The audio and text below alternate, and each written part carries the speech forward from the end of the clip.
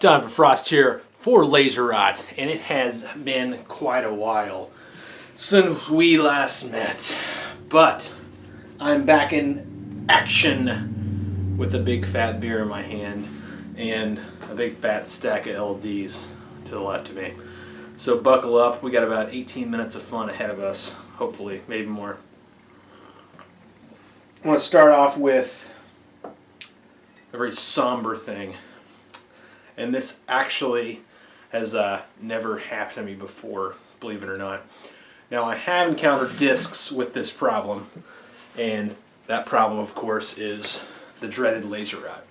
However, I've never encountered one this bad, and with a movie that is more or less a gem of 80s action. And that would be Bronson in Messenger of Death. Now, I saw this, and I picked up all these discs for around, $1.75 and $1.75 each, I should say. And I didn't really get a chance to look them over because I made the guy an offer, and that was it. So I looked today, and as you can see,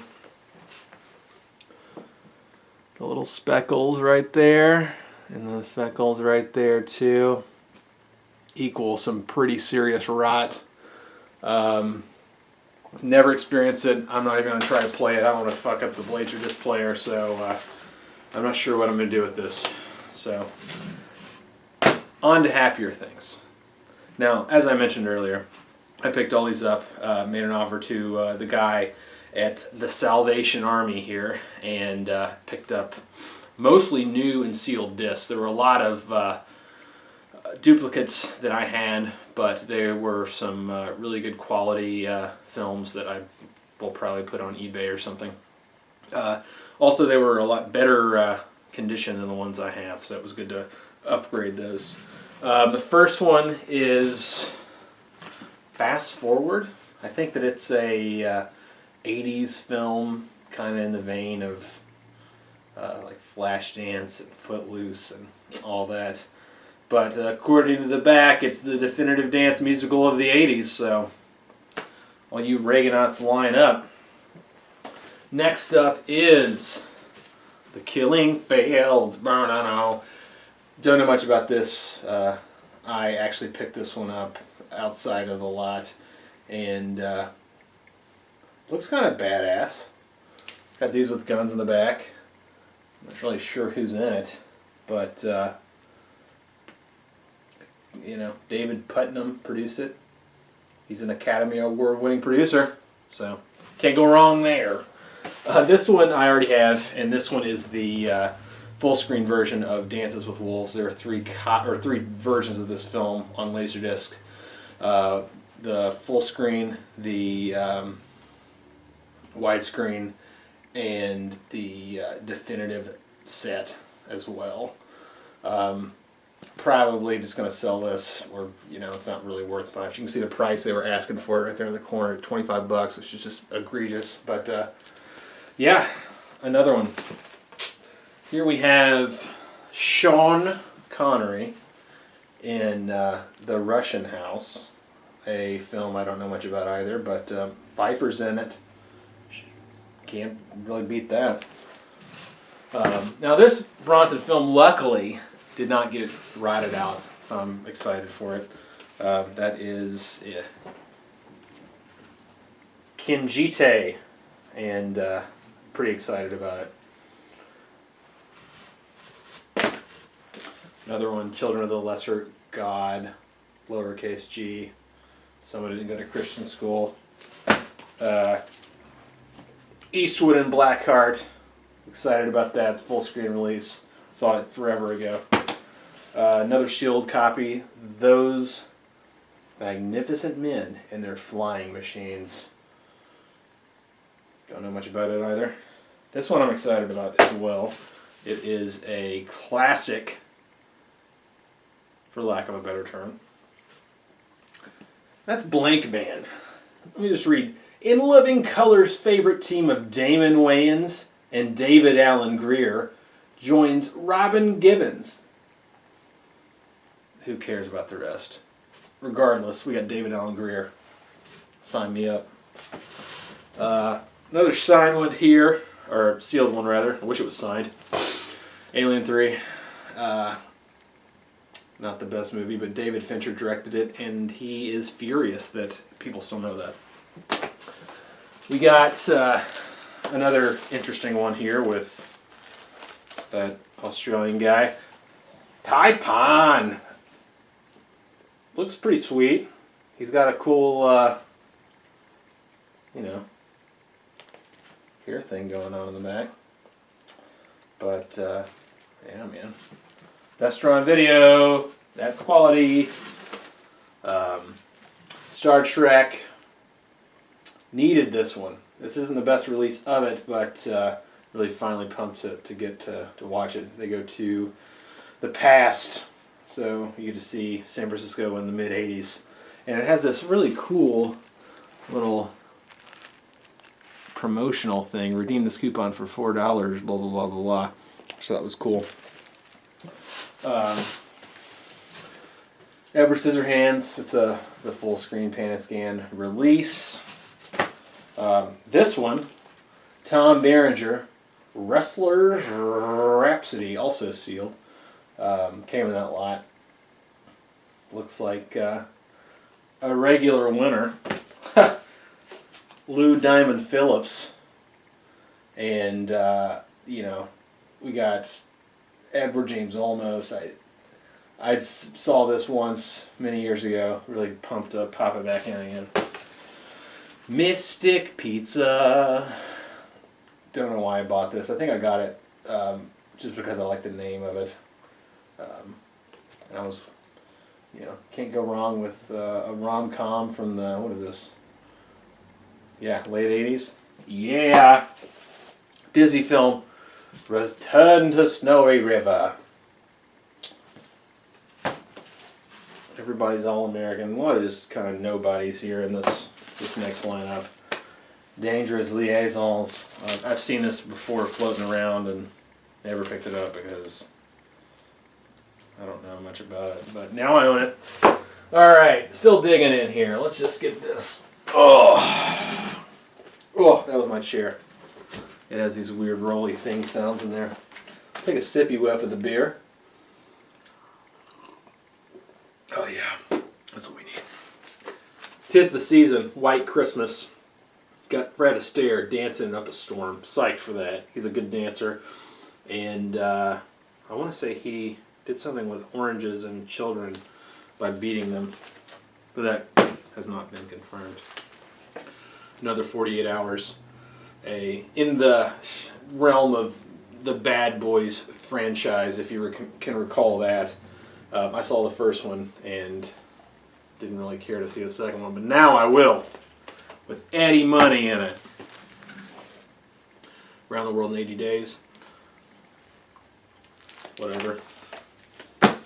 An American classic, Goodfellas. Widescreen release too. It's like one of the most common LaserDisc, but great nonetheless. Leviathan, Peter Weller. Don't know really much about it. Looks pretty badass though, because it starts off with RoboCop's Peter Weller. Widescreen release, Dolby Surround, and if you see that little sticker on the corner right there, I had come across a bunch of these have that. So I asked the LaserDisc database if anyone knew anything about that sticker, and apparently it was used to discourage stores from returning other people's stock, is how it was explained to me. So I thought that was pretty cool. We got Bomb Cruise in Days of Thundar. Really shitty movie. But it's got a lot of cool sequences in it, and directed by the late, what was his name again? Tony Scott, yeah. So I need to pop this back in and give it a go. It's got a cool gatefold, and for little under $2, you can't complain. This one I'm really excited about, both of them actually. Darkman. This is one of the most underrated action superhero movies of the 90s. A lot of people just kind of looked it over. At its time, it was great. Raimi directed, Evil Dead 2, Evil Dead 1, just a bunch of greats. And this was his first foray into the superhero genre. Eventually he did the Spider-Man trilogy. And the story goes he wanted to, in the late 80s and early 90s, do a Batman movie or the Shadow movie, which was actually done separately by a different director. And he kept getting turned down, and eventually he submitted the screenplay and directed it, and turned out to be one of the greatest 90s action films, or superhero action films. And then it spawned 3 sequels. This is the second of them. The Bad Guy Returns. Unfortunately, Liam Neeson is not in this, but it's a fun movie nonetheless. Now this one I have not seen. I think I've seen one of the sequels, but I'm excited for it. Again, you see that sticker at the bottom. Leslie Nielsen, man. Comic genius. Brilliant man. Top Gun. This is the Pan-Scan release. There are like 6 versions of this movie. Didn't really dig too deep into which one. It's one of the earlier ones because it doesn't have a barcode on the back, but nothing too special. Now these I like because they're not really around anymore. They're not rare, but they're obscure, and that's like an animation collection. Animation Showcase is this one. It's kind of in the vein of, oh man, what was that called? The films with the CGI, so Gates to the Mind's Eye and all that, with the music by Jan Hammer. So I love these. I picked it up because the cover looked like a shitty video game FMV, so can't go wrong there. Picked this one up with it, and that is Final Approach. It really doesn't talk much about the movie. It just talks about how awesome it is. A high technology head trip, and the sound has to be heard to be believed, and it's the world's first all digital sound motion picture. I haven't watched this yet. I don't know anything about that. I don't know what it means, so I assume it's just the one thing that's good about it. But looks pretty badass. We got Hector Ilanzotto. Cool guy. Aw, man. Don't know shit about it. Sealed. Shogun. I've been meaning to watch it for a while. It's sealed too, so be a fun go-to. Rounding out, or the second movie, The Road Warrior for us Yanks here. They didn't like Mad Max 2 since it wasn't as big as they had hoped, so they named it a different title, and arguably the better of the original trilogy of those. Deceivers, don't know much about it. Looks cool. And if you remember from my last haul video, I had the first 5 Mole Diver LaserDiscs, missing the 6, but luckily I came across the 6, so now I got a full series, which I'm excited about. All right, now rounding this out, some of the cooler ones here. Got Japanese press of The Exorcist that I ended up watching. It's full screen. It's terrible quality. The thing with a lot of these Japanese films of the time, pressings rather, is they're really bright and washed out. And there are a few reasons for that. Poor mastering being one. Another being a lot of the Japanese players had dynamic range extension buttons, and that kind of cooled the brightness down and made it more watchable. So when I watch it on my Pioneer 3080, it looks a lot better than when I watch it on other players that don't have that dynamic range extension button. So just a tidbit there. Correct me if I'm wrong. Exorcist 3, never watched it. Pumped to do it. Yeah, not much more to say on that. Japanese pressing as well, as you can see. Another Criterion Train Spotting. psyched that I got this. One of my favorite movies. Awesome gatefold. And my favorite part about this, we have the train spotting glossary of the Scottish slang used. Gonna memorize this because, you know, what's better than knowing your Scottish slang. Really pumped that that was in there. That wasn't in the DVD special edition.